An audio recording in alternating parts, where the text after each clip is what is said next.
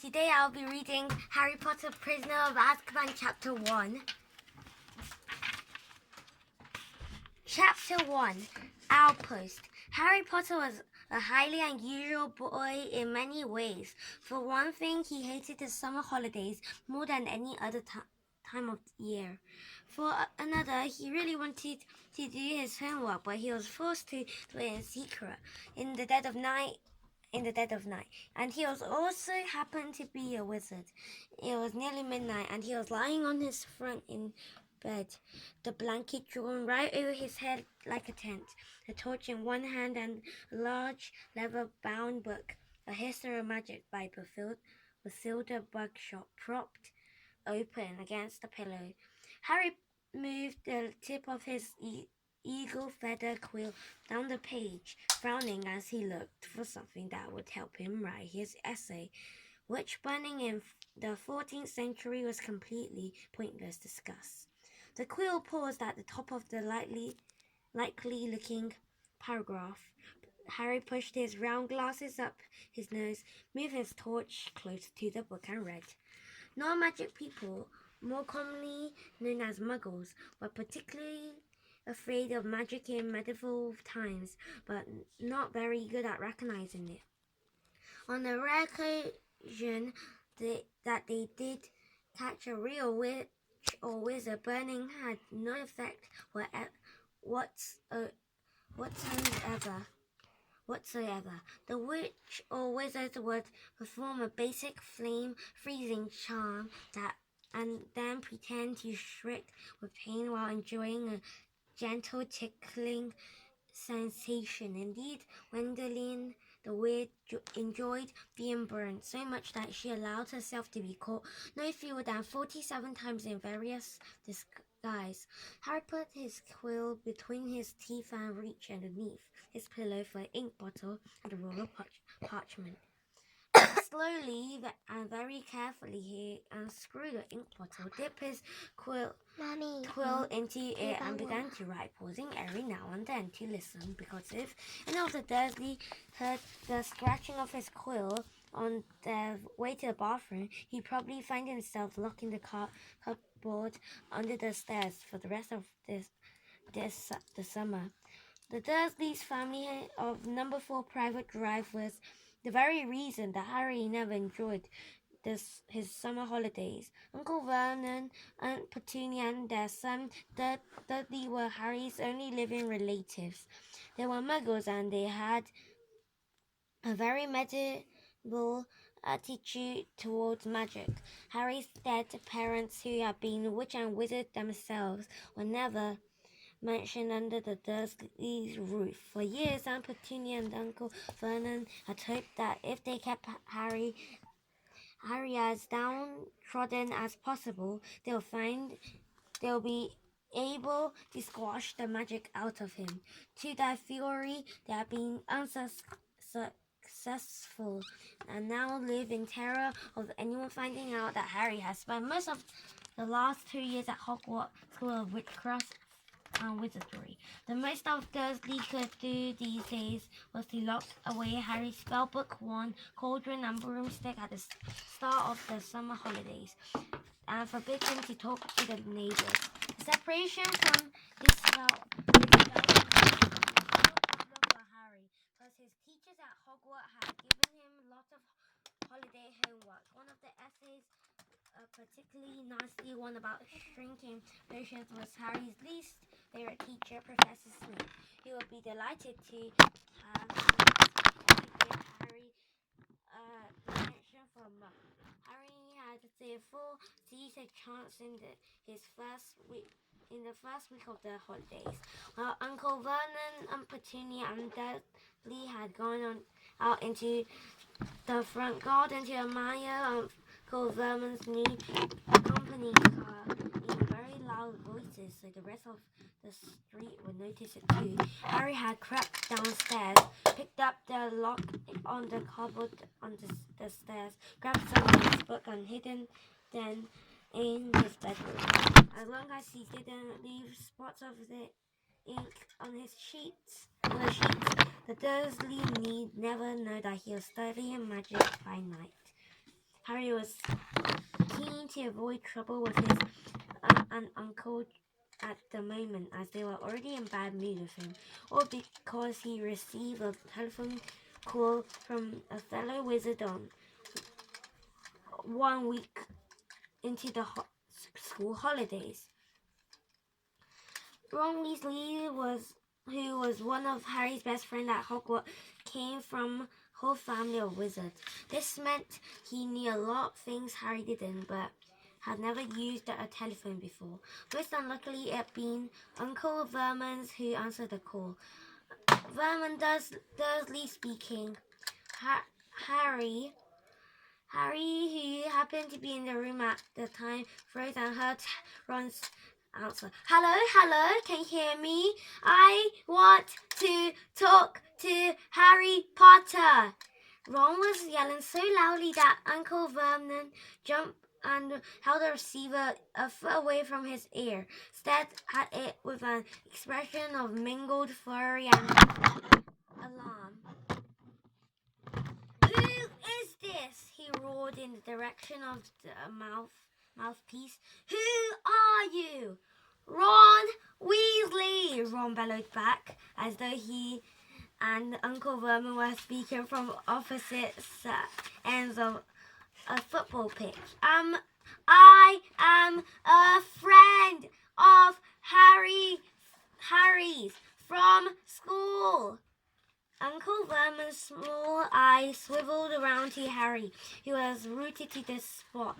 There is no Harry Potter here, he roared, now holding the receiver at arm's length as though frightened it might explode. I don't know what school you're talking about. He never contact me again. Don't you come near my family. And he threw the receiver back to the telephone, as if dropping a poisonous spider. Now, the road that he had followed had been one of the worst ever. How dare you give this number to people like you, Uncle Vernon had roared, spraying Harry with spit. Ron obviously realized that he got Harry into trouble because he hadn't called again. Harry's other best friend from Hogwarts, Hermione Granger, hadn't been in touch either. Harry suspected that Ron had warned Hermione not to call, which is a pity because Hermione, the cleverest witch in Harry's year, had Muggle parents, knew perfectly well how to use a telephone, and would probably have had enough sense not to say that she went to Hogwarts. So Harry had no word from any of his wizarding friends for 5 long weeks, and this summer was turning out to be as bad as the last one.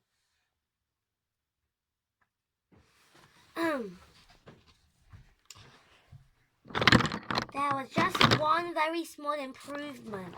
At this moment that he wouldn't use her to send letters to any of his friends, Uncle Harry had been allowed to let his owl Hedwig out at night. Uncle Vernon had given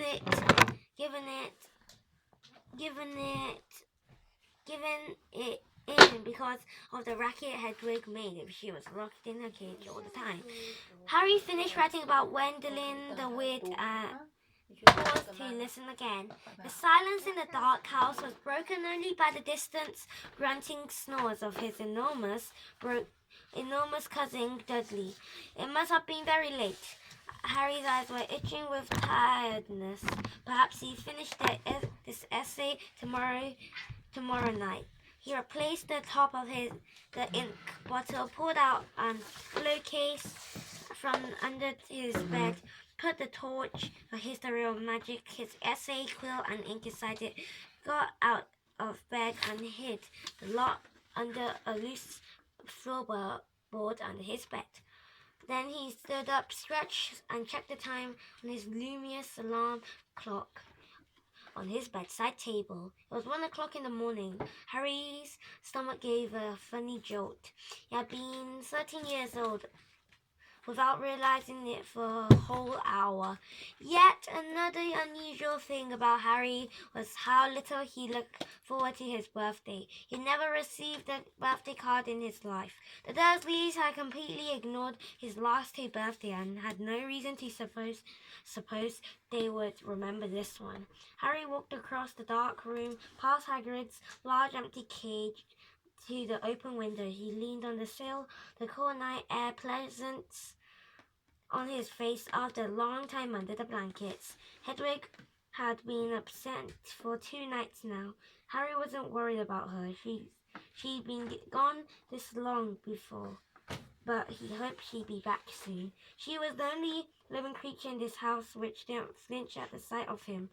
Harry, still rather small and skinny for his age, had grown a few inches over the last year. His jet black hair, however, was just as it always had been, stubbornly untidy whatever he did to it.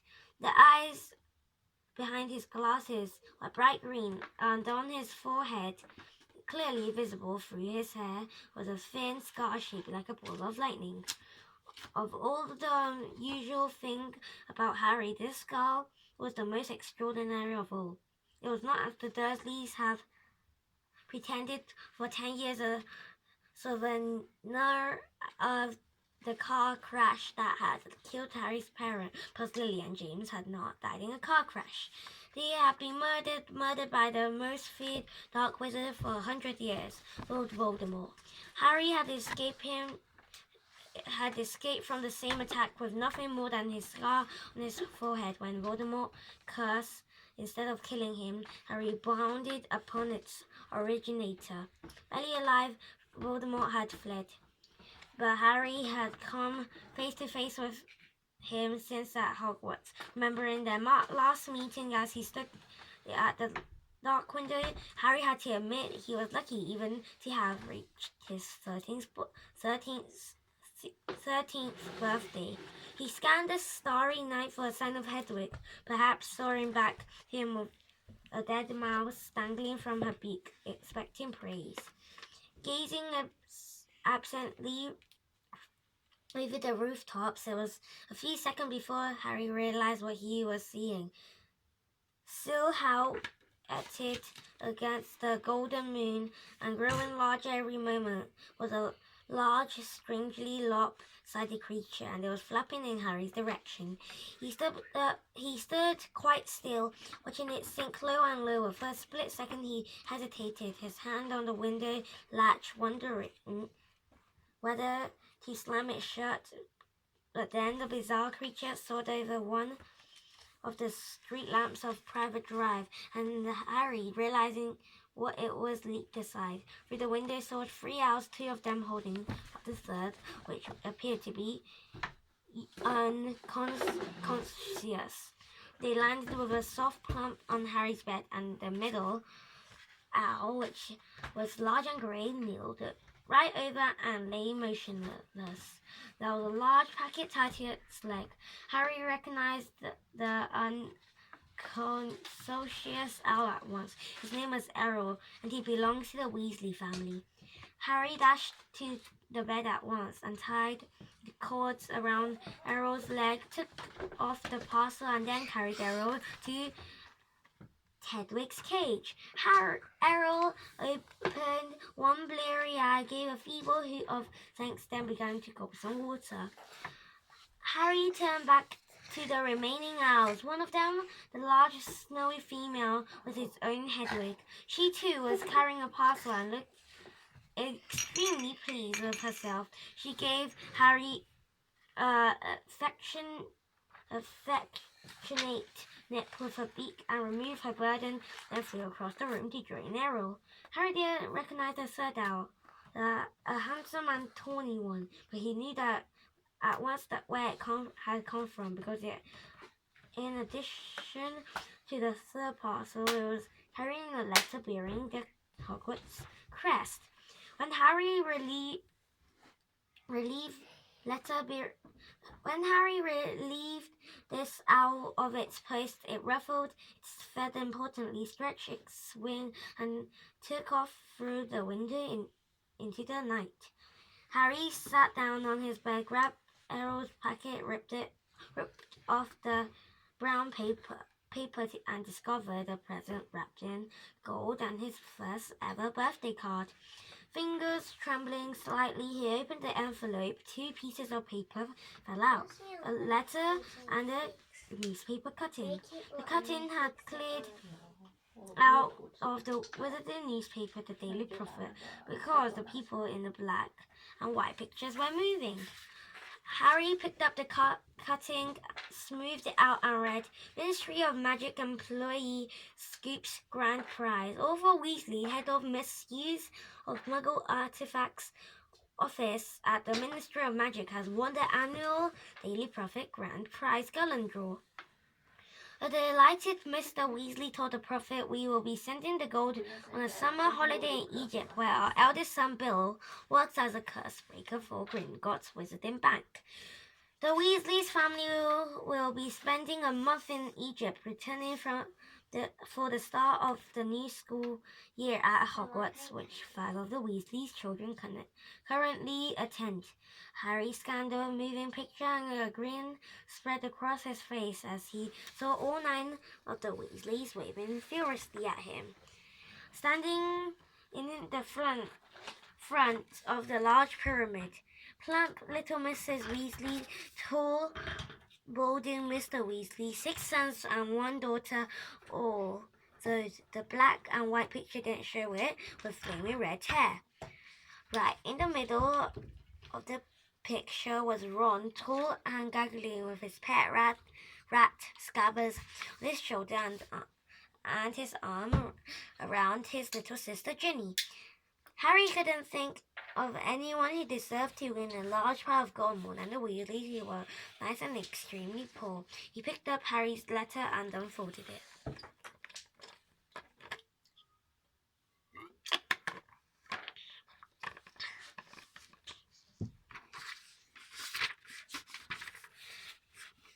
Dear Harry, happy birthday. Look, I'm really sorry about that telephone call. I hope the Muggles didn't give you a hard time. I asked Dad and he reckons I shouldn't have shouted. It's brilliant here in Egypt. Bill's taken us around all the tombs. And you wouldn't believe the curses those old Egyptian wizards put on them. Mum wouldn't let Ginny come in the last one. There were all these mutant skeletons in there of Muggles who'd broken in and grown extra heads and stuff. I couldn't believe it when Dad won the Daily Prophet Draw. 700 gullons. Most of it's gone on this holiday, but they're going to buy me a new one for next year. Harry remembered only 2 out of the occasion when Ron's old one had snapped. It had happened when the car the 2 of them have been flying to Hogwarts had crashed into a tree in the school grounds. We'll be back about a week before term start, and we'll be going up to get my wand and our new books. Any chance of meeting you there? Don't let the Muggles get you down. Try and come to London, Ron. P.S. Percy's a head boy. He's got the letters last week. Harry glanced at the photograph. Percy, he was in his 7th and final year at Hogwarts, was looking particularly smug. He had pinned his head boy badge to the fez perched jauntily on top of his neat hair, his horn-rimmed glasses flashing in the Egyptian sun. Harry now turned his feet. Inside was what looked like a miniature glass spinning top. There was another note from Ron beneath it. Harry, this is a pocket sneaker soap. If there's someone untrustworthy around, it's supposed to light up and spin. Bill says it's rubbish sold for wizard tourists, and it isn't reliable because it kept lighting up at dinner last night. But he didn't realize Fred and George had put beetles in his soup. Bye, Ron. Harry put the pocket sneaker scope on his bedside table, where it stood quite still, balanced on its point, reflecting the luminous hands of his clock. He looked at it happily and for a few seconds, then picked up the parcel Hedwig had brought. Inside this, too, there was a wrapped present, a card and a letter, this time from Hermione. Dear Harry, Ron wrote to me and told me about his phone call to your Uncle Vernon. I do hope you're alright. I'm on holiday in France at the moment and I didn't know how I was going to send this to you. What if they opened it at customs, but then Hedwig turned up? I think she wanted to make sure you got something for your birthday for a change. I brought your present by our order. There was advertisement in the Daily Prophet. I've been getting it delivered. It's so good to keep up with what's going on in the wizarding world. Did you see that picture of Ron and his family a week ago? I bet he's learning loads. I'm really jealous. The ancient Egyptian wizards were fascinating. There's some interesting local history of witchcraft here too. I've rewritten my whole history of magic essay to include some of the things I found out. I hope it's not too long. It's 2 rolls of parchment, more than Professor Binns have asked for. Ron says he's going to be in London in the last week of the holidays. Can you make it? Will your aunt and uncle let you come? I really hope you can. If not, I'll see you on the Hogwarts Express on September the 1st. Love from Hermione. P.S. Ron says Percy's a head boy. I'll bet Percy's really pleased. Ron didn't seem too happy about it. Harry laughed again as he put Hermione's letter aside and picked up her present. It was very heavy. Knowing Hermione, he was sure it would be a large book full of difficult spell, but it wasn't. His heart gave a huge bound as he ripped back the paper and saw a sleek black leather case with a silver word stamped across it. Broomstick surviving kit. While Hermione, Harry whispered, unzipping the case to look inside. There was a large jar of Fleetwood high finish handle polish, a pair of gleaming silver tail twig clipper, a tiny brass compass to clip onto your broom for long journeys, and a handbook of do-it-yourself broom care. Apart from his friends, the thing that Harry missed most about Hogwarts was Quidditch, the most popular sport in the magical world.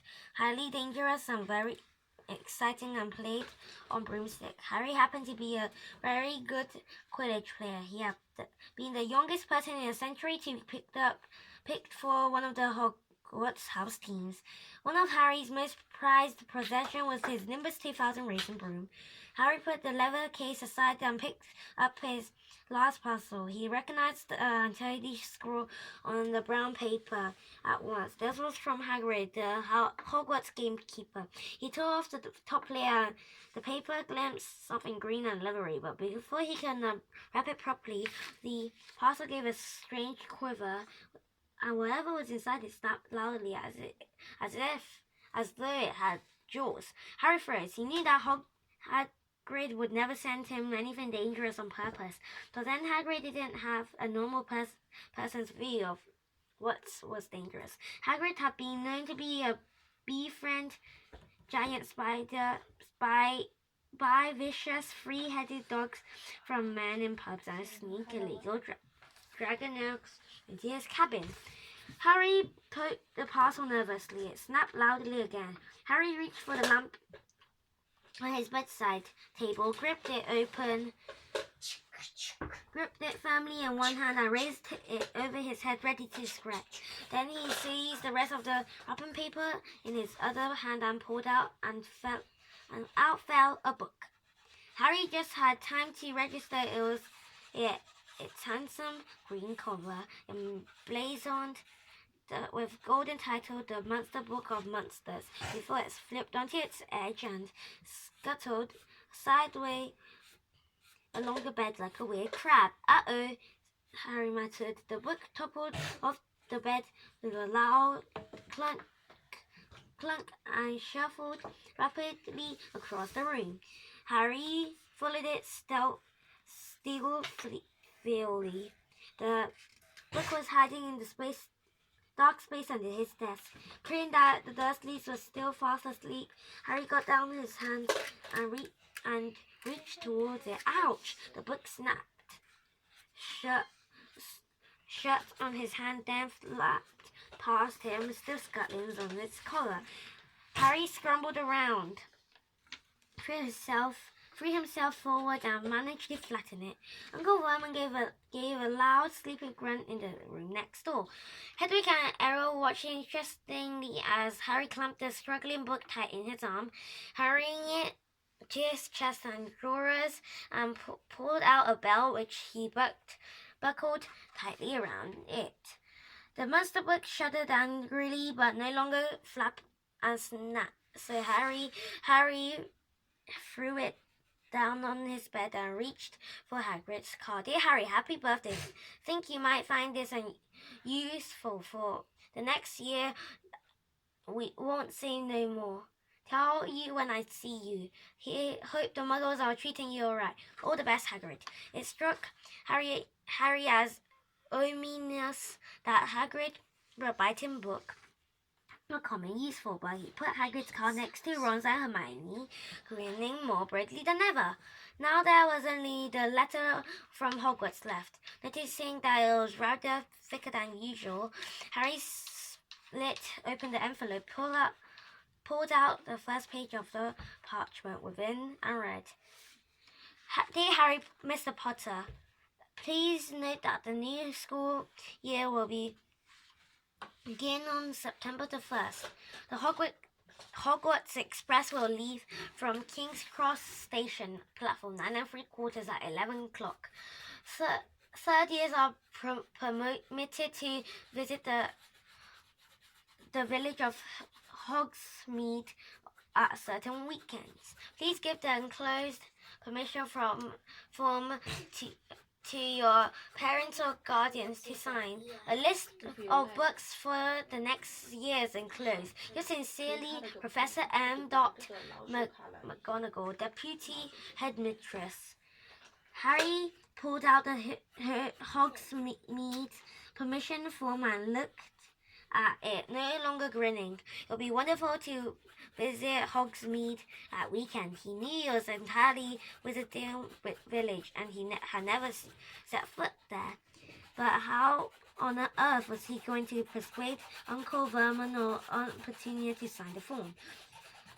He looked over at the alarm clock. It was now 2 o'clock in the morning. Deciding that he'd worry about the Hogsmeade form when he woke up, Harry got into bed and reached up to cross off another day on the chart he made for himself, counting down the days left until he returned to Hogwarts. Then he took off his glasses and lay down, eyes open, facing his 3 birthday cards.